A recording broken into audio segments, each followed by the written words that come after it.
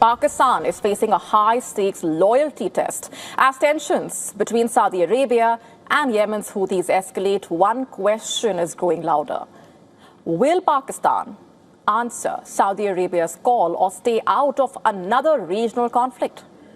From Balochistan to Pakistan-occupied Kashmir, discontent over the military's rule is reaching a boiling point now.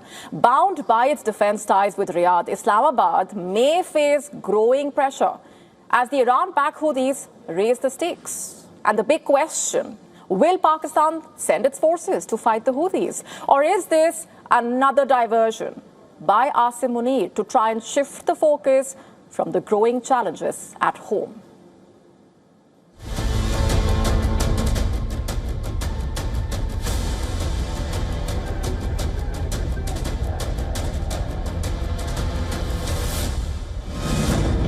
A general facing collapse at home just found himself a war abroad to talk about. Convenient timing. Almost too convenient.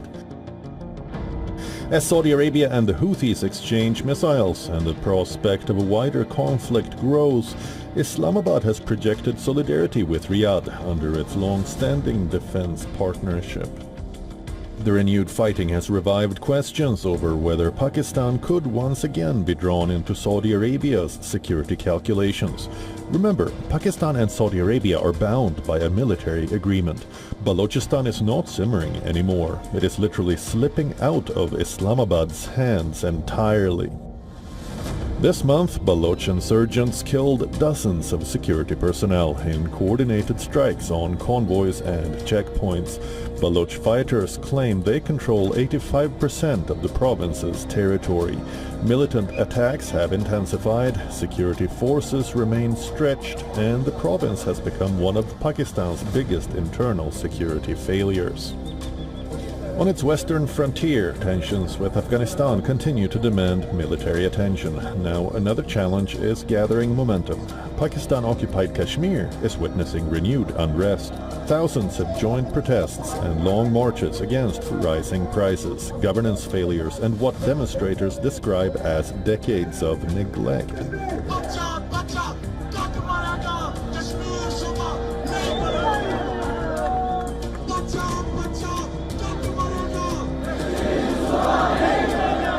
India has cited the protests as evidence of deep public frustration in the territory. At the center of all this stands Pakistan's Army Chief, Field Marshal Asim Munir.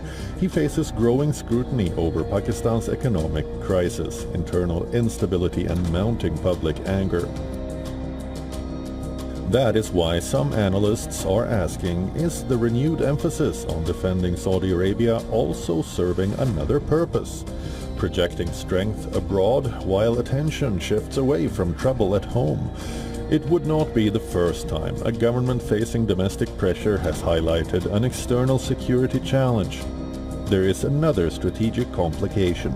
Saudi Arabia has repeatedly helped Pakistan through financial crises with loans, oil facilities, and economic support. Islamabad owes Riyadh more than diplomatic goodwill, yet openly confronting the Iran-backed Houthis carries serious risks. Pakistan shares a sensitive border with Iran and has spent years trying to balance relations between Tehran and Riyadh. A military commitment could upset that balance precisely when Pakistan can least afford another front. Iran has shown that it has the firepower to cause severe damage to its adversaries. The reality is stark. Pakistan's biggest battlefield today is not Yemen. It is its own economy, its own insurgents, its own streets. And until those challenges are contained, any talk of opening another front may look less like strategic confidence and more like a diversion from a crisis unfolding at home. Bureau Report. WION World is One. Shifting focus now to India. Merely days before the monsoon session of the parliament starts, trouble is brewing for the opposition bloc. The Sharad Pawar-led NCP-SP, a key constituent of this alliance, has hinted at backing the Narendra Modi-led government at the centre if a bill on delimitation is tabled again. Let's just jog your memory back to April this year. While the total number of seats of each state in the Lok Sabha and the state assemblies were frozen in 1976, the central government, remember, moved a constitutional amendment bill to alter that. And while it sought to increase the Lok Sabha seats from 545 to 850, the bill failed to get the nod because of the lack of a two-third majority. NCP-SP, which voted against this bill back then, refused to rule out backing a similar legislation if the government proportionally increases the seats of all the states by 50%. Although the Union Home Minister had pitched this formula during the debate on the bill, the opposition basically wanted it to be a part of the legislation. Listen to this. हमारी जो चर्चा हुई थी उसके बारे में मैंने कई लोगों से उसमें चर्चा की थी, तब डीएमके हो, हम हो, सपा हो, 50% के बारे में हम सोचेंगे, ऐसा हमने कहा था. Now, speculation about this key opposition party's possible change of stance increased after a late-night meeting between NCP-SP Maharashtra President and the state's Chief Minister. Additionally, Sharad Pawar met the Deputy CM as well at his chamber in Maharashtra's Legislative Assembly last week, which led to a backlash from the allies Shiv Sena UBT. And that's not all. Senior Congress leader and Rajya Sabha MP P. Chidambaram claimed that the BJP is trying to woo NCP-SP and the DMK to garner support for the delimitation bill. In an indication that these allies are contemplating supporting such a legislation, he said, and I'm quoting, "Any support to a new version of the failed bill, whose real purpose is delimitation, will be a betrayal of their own conscience."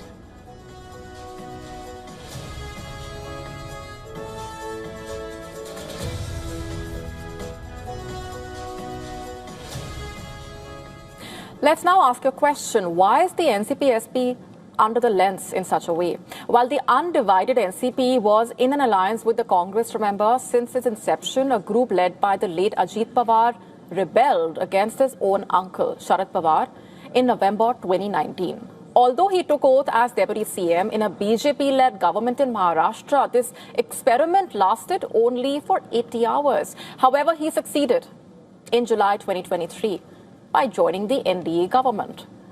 Ajit Pawar not only gained control of the NCP from his uncle, but also led his party to victory in 41 out of 288 constituencies in the 2024 assembly elections.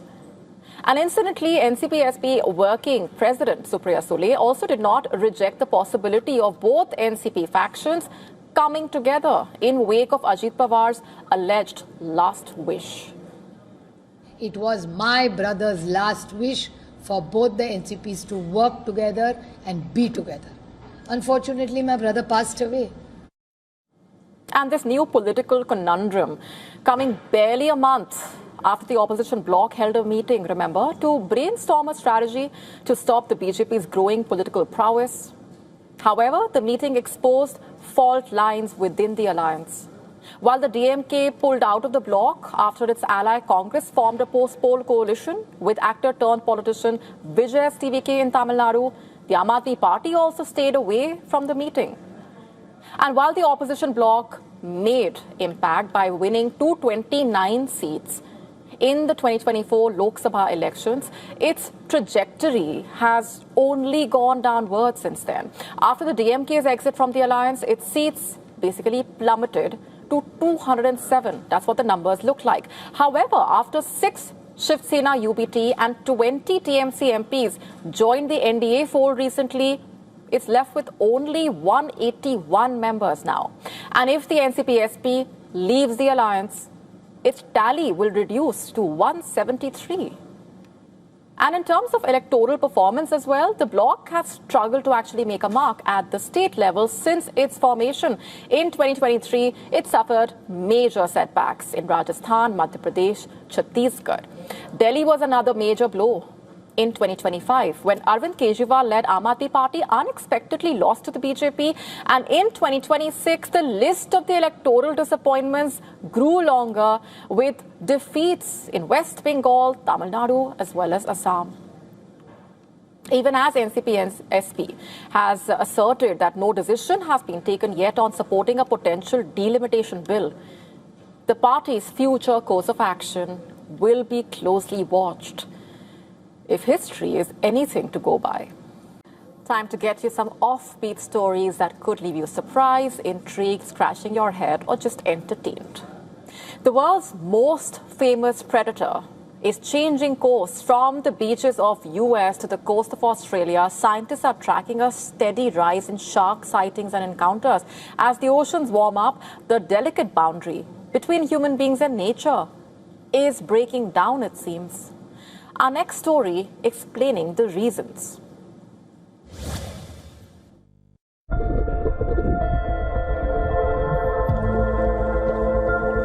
For millions of years, sharks have ruled the oceans. Long before dinosaurs walked the earth, sharks were already swimming through ancient seas. Today, they remain one of the ocean's most important predators, helping keep marine ecosystems balanced. But now, scientists say the sharks are on the move. California is witnessing one of its highest numbers of great white sharks in recent years. Researchers believe unusually warm Pacific waters, driven by El Nino, are pushing juvenile great whites north from Mexico much earlier than normal. The result is simple. More sharks are appearing near California's coastline. Great white sharks are among the largest predatory fish on Earth. Adults can grow over 6 meters long, weigh more than 2 tons. Despite their fearsome reputation, experts say shark attacks remain extremely rare. Humans are not their preferred prey. Most great white sightings involve young sharks feeding on fish and rays in shallow coastal waters. Scientists say warmer oceans are creating ideal conditions for these juvenile sharks. Their prey is moving north, and the sharks are following.